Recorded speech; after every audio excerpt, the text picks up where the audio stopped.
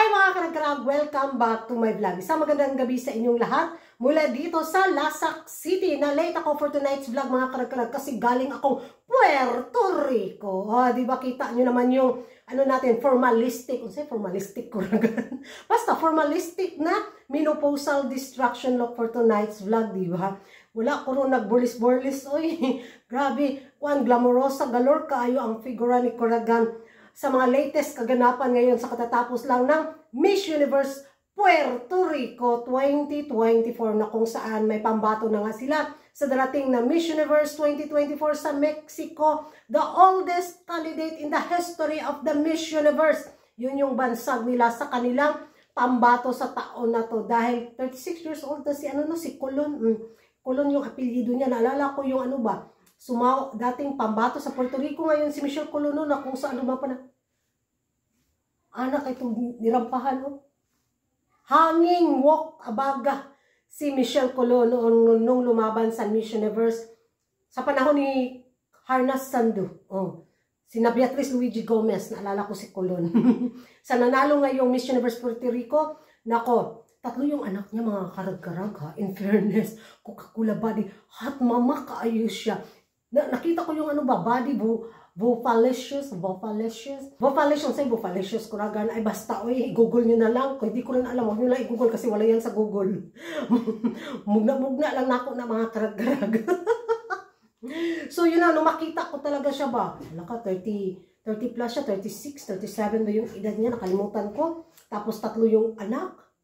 Uy, single mother siya, in fairness ha, hubag-baga kay siya, ay gwapa yun. Pero, panoorin muna natin yung winning niya na sagot kung bakit siya nanalo sa corona sa Miss Universe Puerto Rico 2024. Watch this. ¿Cuál para ti es la función de una reina y qué tipo de reina eres tú? La principal función de una reina es erradicar esquemas y romper paradigmas, y como mujer de 36 años y madre de 3 es precisamente lo que estoy haciendo esta noche.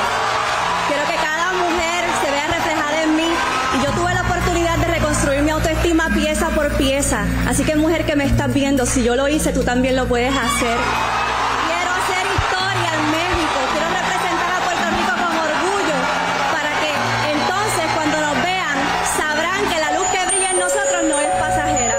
Yan ang mga karag-karag, narinig na ninyo ang winning na sagot ni Miss Universe Puerto Rico 2024. Ang masasabi at magiging reaction ko lang, wala lang. Hindi ko i-stressin yung brain cell membrane ko mga karag-karag sa naging sagot niya.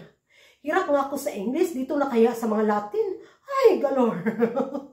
Huwag na, kalmahan natin. Dahil alam naman natin na doon nga sa nag-leak na paskandal na video ni Hello the Universe at kasama ang Miss Universe Organization, di ba? Na kung saan talaga galing sa bunganga ni Hello the Universe na pwedeng sumali ang mga trans, ang mga married woman, di ba? Ang mga single mother, ang mga divorciada, but they will never win. Tama ba yung English ko Di ba? Pwede silang sumali pero hindi sila pwedeng manalo Kaya dito sa pambato ngayon ng Miss Universe Puerto Rico 2024, hindi ako kinabahan. Siguro magka-placement, why not coconut? Ang ganda ba naman niya, di ba?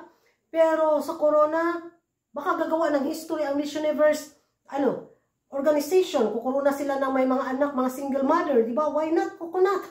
Alam naman natin yung kalakaran ng Miss Universe Organization para mabawi nila yung mga pa-iskandalo galore na nag-leak sa social media, di ba? At sabihin, ayun, mali yung kumakalat na pa-video noon na pwedeng sumali yung mga ganito, pero hindi sila pwedeng magka-corona. But dahil nga sa pa-video na yun, baka baliktarin ang laro sa Miss Universe pageant. At may potensyal naman itong manalo kung sakaling galawang Halo at galawang bitang Raul, galawang Tandang Sosa. Kaya sa taon na to, less expectation para beauty rest tayo. At magwarlahan na sila mga mga taga-tapos dyan dahil tiyak, after the pageant, marami mga pa-iskandalo at dyan, buhay na buhay ang channel ni Coragan. At dito sa pambato ng Puerto Rico, laban lang Ma'am Shi.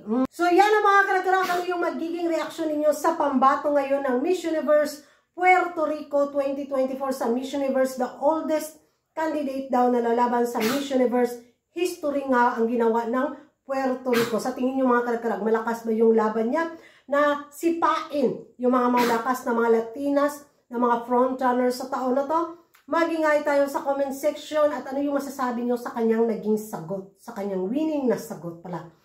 Thank you for watching and see you in my next vlog. Don't forget to like and subscribe. Kuragan karag, ang mabayang lagi na karag-karag. And bye-bye!